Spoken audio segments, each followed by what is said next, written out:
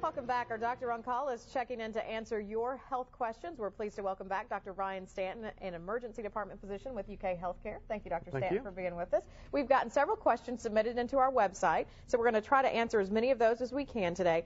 This is a big one. We've talked almost every segment the last few weeks about H1N1, and this question comes from TJ.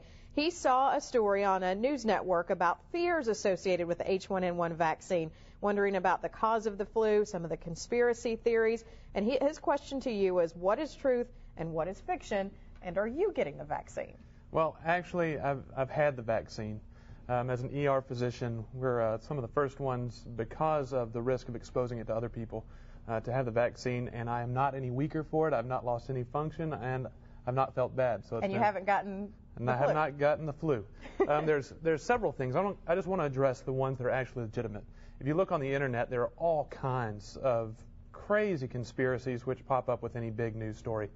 The top four are the thimerosal.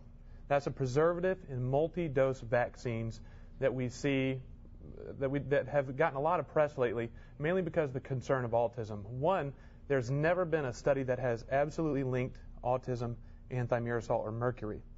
But it has been taken out of all children's vaccines less than 6 years old and in most other vaccines, and is only now in multi-dose vaccines, but it is still considered safe.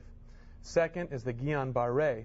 That is an ascending paralysis that people are really concerned about when it comes to the vaccines. The risk of the Guillain-Barré is actually higher from the flu itself.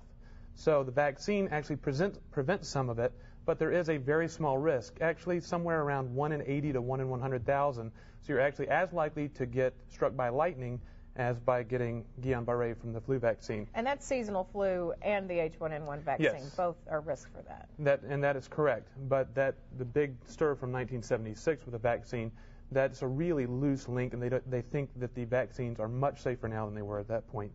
That's not one concern is that it's not tested. It actually is. It has been tested. It's been tested now for about 5 to 6 months, and it's been shown to be safe, especially in other countries such as China and Canada, who got a head start on us on testing. And finally, causes the flu. It does not cause the flu. The shot is actually a killed virus, so there's 0% chance that you're going to get the flu from that. The intranasal, there is about less than a 1% chance of getting mild symptoms, but it's such a weak virus that you're really not going to get any significant infection from it. We know that a lot of you have had some of those same questions, so thank you for clearing that up from the medical perspective. Here's another good question. I was wondering about this one too. Seth asks, I sit in front of a computer for a while. My eyes start to hurt and ache. Am I causing any permanent damage to my eyes? Well, you're not causing permanent damage. What you're basically doing is working out the eyes. If you could actually take away the skin and the outer muscles, you'd actually see the inner workings of the eye, which are several muscles that are involved with lining up our eyes to where we can focus in on what we see, and then several muscles on the inside of the eye that actually allow us to focus on what we're seeing. With computer screens, they tend to sit around a foot or 2 feet from your face, and so that's a very close focus for your eyes.